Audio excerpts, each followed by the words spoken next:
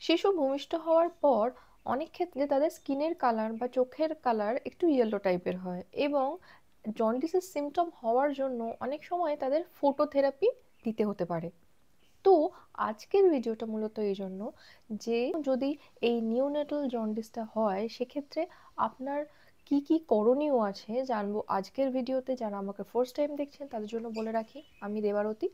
আমি এই চ্যানেলে প্রেগনেন্সি, বেবি কেয়ার এবং হেলথ রিলেটেড নানা রকম ভিডিওস আপলোড করি। যারা এখনো পর্যন্ত আমাকে সাবস্ক্রাইব করেননি তাদের কাছে রিকোয়েস্ট, প্লিজ চ্যানেলটা সাবস্ক্রাইব করে নেবেন, বেল আইকনটাতে হিট করে রাখবেন, তাতে যখন যখন আমি কোনো ভিডিও আপলোড করব ফার্স্ট নোটিফিকেশনে আপনি সেটা পেয়ে যাবেন।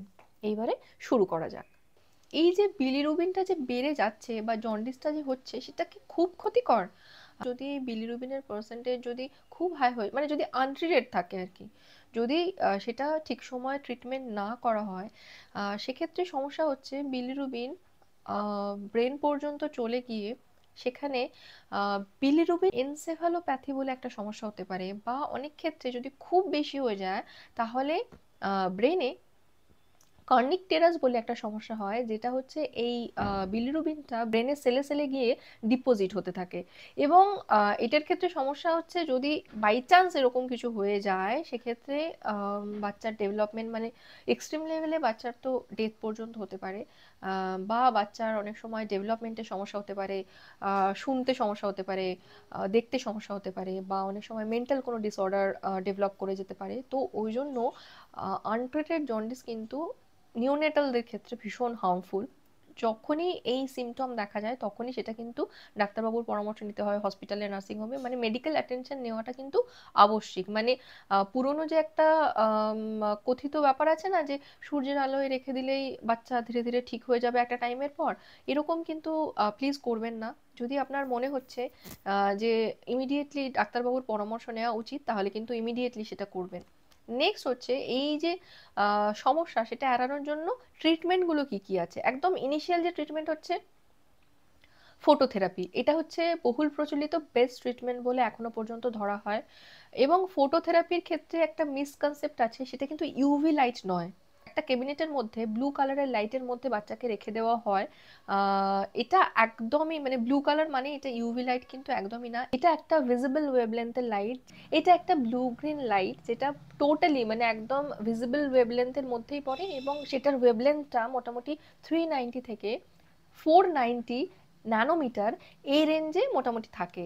এবং কোনটা বেবিদের নিওনেটাল জন্ডিস ট্রিটমেন্টের জন্য ইউজ করা হয়, মোস্টলি 470 থেকে 490 ন্যানোমিটার, এই ওয়েভলেন্থটা সব থেকে ইউজড ওয়েভলেন্থ আর কি। এবং পিক, মানে একদম বেস্ট যেটা, সেটা হচ্ছে 478 ন্যানোমিটার। এইগুলো ডাক্তারবাবু ডিসাইড করবেন।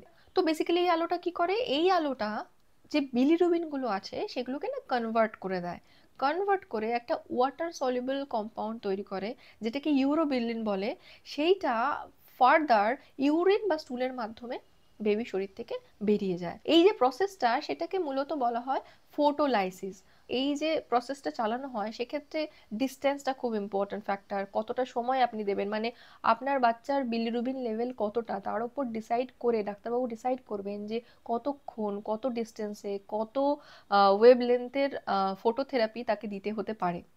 এটার ক্ষেত্রে মোটামুটি ইন্টেন্সিভ ফটোথেরাপি দেওয়া হয়। সেটা কি, সেটা হচ্ছে বাচ্চার চোখের পার্টটা এবং জেনিটাল পার্টটাকে কভার করা হয়, যাতে বাচ্চার বডির পুরোটা সারফেস, ফুললি সারফেস এই আলোর কন্ট্যাক্টে আসতে পারে। এইবারে ধরুন ফটোথেরাপি করেও সমস্যার সমাধান হলো না, সেক্ষেত্রে ডাক্তারবাবুরা অনেক সময় ব্লাড ট্রান্সফিউশন করেন বা ব্লাড এক্সচেঞ্জ করেন। এবং পার্টিকুলারলি যখন এই ফটোথেরাপি চলবে বা নিওনেটাল জন্ডিসের সিচুয়েশন আসবে, তখন ব্রেস্ট ফিডিংটা খুব ইম্পর্টেন্ট। মানে একটা ডিহাইড্রেশন হয়ে যাওয়ার চান্সেস থাকে, তো বেবি প্রপারলি ফিড করছে কিনা, যে নর্মালি ফিড করতো তার থেকেও বেশি ঘন ঘন ফিড করানো কিন্তু আবশ্যক। এবং অনেক সময় হয় ইনিশিয়াল স্টেজে, মানে প্রথম 48 আওয়ার্সের মধ্যে অনেক মায়ের ক্ষেত্রেই ব্রেস্ট মিল্ক ঠিকঠাক করে আসে না, তো তাদের ক্ষেত্রে তাহলে ফর্মুলার ব্যবস্থা করতে হবে। কোলেস্ট্রাম বাচ্চার কাছ পর্যন্ত পৌঁছানো, মানে কোলেস্ট্রাম আপনার বেবি যাতে পায় সেটা লক্ষ্য রাখাটা খুব খুব খুব দরকার, কারণ কোলেস্ট্রামের মধ্যেই রয়েছে যাবতীয় তার ফিউচারে সে তার বডি কিভাবে ফাইট করবে সেটার সমস্ত কিছু নিউট্রিশন কিন্তু এই কোলেস্ট্রামটার মধ্যে রয়েছে। সমস্ত অ্যান্টিবডি যেগুলো বাচ্চার ফিউচারকে সিকিউর করবে সেগুলো সবই কিন্তু রয়েছে সেটার জন্য, সেটা খুব ইম্পর্ট্যান্ট।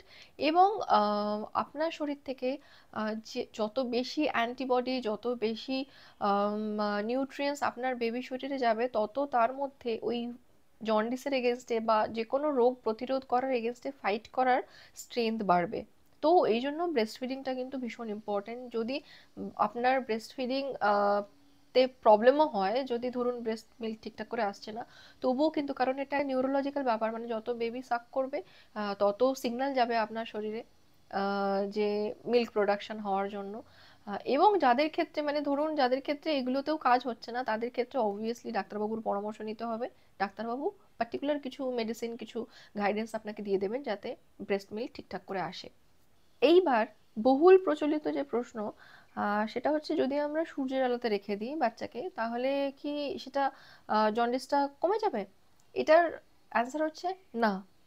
তার কারণ হচ্ছে সানলাইটে যখন আপনি বাচ্চাকে রাখবেন তখন আপনি সেই ফটোথেরাপির জন্য যে ব্লু গ্রিন লাইটটা, যতটা ওয়েভলেন্থের লাইট প্রয়োজন, যতটা ইন্টেন্সিটিতে প্রয়োজন, যতটা ডিস্টেন্স থেকে প্রয়োজন, সেটা আপনি সানলাইটের ক্ষেত্রে কন্ট্রোল করতে পারবেন না।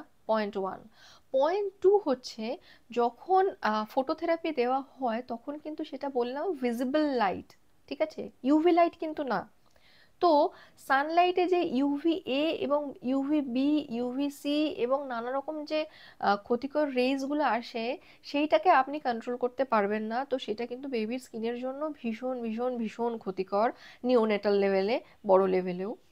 এবং থার্ড পয়েন্ট হচ্ছে এই যে ডিরেক্ট সানলাইটটা সেটা আপনার বেবির স্কিনকে বার্ন করে দেবে, যেহেতু তার স্কিন ওই মোমেন্টে অনেক সেন্সিটিভ থাকে, তার মেলানিন প্রোডাকশনও প্রপারলি হয় না, তো সেটার জন্য তার স্কিনকে বার্ন করিয়ে দেবে। যে আর একটা সমস্যা হতে পারে যে ঠান্ডা লেগে যাওয়ার ভয়, বা এরকম খোলা জায়গাতে রেখে দিলে তার অন্যরকম কোনো রকম সমস্যা হওয়ার ভয়। আগেকার দিনে তো সর্ষের তেল বা এই ধরনের তেল মাখিয়ে বাচ্চাকে সূর্যের আলোতে রেখে দেওয়া হতো, তাতেই বাচ্চার হলদে ভাব কমে যেত।